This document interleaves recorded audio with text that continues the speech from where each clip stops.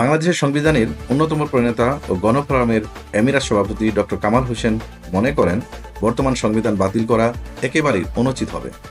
তিনি বলেন, দীর্ঘদিন ধরে এই সংবিধানের ভিত্তিতেই দেশ পরিচালিত হয়েছে এবং জনগণ একে স্বীকৃতি দিয়েছে। তাই নতুন সংবিধান প্রণয়ন কোনোভাবেই যৌক্তিক বা গ্রহণযোগ্য হবে না।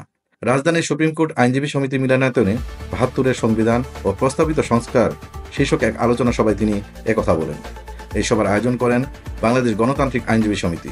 সংবিধান বাতিল করে নতুন সংবিধান প্রণয়নের প্রস্তাবের বিরোধিতা করে ডক্টর কামাল হোসেন বলেন, এটি কোনো সংস্কার নয়, বরং সংবিধান ধ্বংসের পথ। তিনি উল্লেখ করেন, সংবিধান পুনর্লেখনের ধারণা সম্পূর্ণ ভুল, তবে সংবিধান সংস্কারের প্রয়োজন রয়েছে এবং এ বিষয়ে বিস্তর আলোচনার পর জাতীয় ঐক্যমত হলে সংশোধনী আনা যেতে পারে। সবাই গণতান্ত্রিক আইনজীবী সমিতির সভাপতি সুব্রত চৌধুরী ডক্টর কামাল হোসেনের লিখিত বক্তব্য পাঠ করেন। বাংলাদেশের সংবিধান জাতীয় সংগ্রামের ফসল এবং এটি কেবল আইনের একটি দলিল নয়, বরং জাতির স্বপ্ন ও আকাঙ্ক্ষার প্রতিচ্ছবি। সংবিধানের যে কোনো পরিবর্তন জনগণের আশা আকাঙ্ক্ষার প্রতিফলন ঘটাতে হবে এবং এটিকে কোনো ব্যক্তি বা গোষ্ঠীর স্বার্থে ব্যবহার করা চলবে না। বাংলা একাডেমির সভাপতি অধ্যাপক আবুল কাশেম ফজলুল হক সংবিধানের ব্যাপক সংশোধনের বিপক্ষে মত দেন। তিনি বলেন, পরিবর্তন ধাপে ধাপে হওয়া উচিত।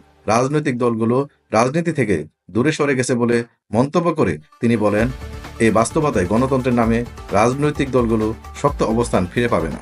অধ্যাপক আবু সাইদ বলেন, ধর্মনিরপেক্ষতা বাদ দেওয়ার প্রস্তাবের ফলে ধর্মীয় উগ্রবাদী শক্তির উত্থান ঘটেছে, যা কোনোভাবেই গ্রহণযোগ্য নয়। তিনি স্পষ্ট করেন যে ধর্মনিরপেক্ষতা ধর্মহীনতার সমার্থক নয়। অন্তর্ভুক্তিমূলক নির্বাচন জরুরি, না হলে দেশে শান্তি আসবে না। বাংলাদেশ মহিলা পরিষদের সভাপতি ফাউজিয়া মুসলিম সংবিধান সংস্কার কমিশনে নারীদের যথাযথ প্রতিনিধিত্ব না থাকার বিষয়ে প্রশ্ন তোলেন এবং সংবিধানের মূলনীতি বহাল রাখার পক্ষে মত দেন। প্রথম আলোর যুগ্ম সম্পাদক ও কবি সোহরাব হোসেন বলেন, ৭২-এর সংবিধান নিরপেক্ষতা নিয়ে বিতর্ক থাকলেও এটি সংবিধানে যুক্ত করা হয়েছিল। সংবিধান সংস্কারের প্রয়োজন হলে ধর্মনিরপেক্ষতা বজায় থাকা উচিত বলে তিনি মত প্রকাশ করেন। গণতান্ত্রিক আইনজীবী সমিতির সভাপতি সুব্রত চৌধুরী সংবিধান সংস্কারের নামে বিপজ্জনক পদক্ষেপ গ্রহণ না করার আহ্বান জানান।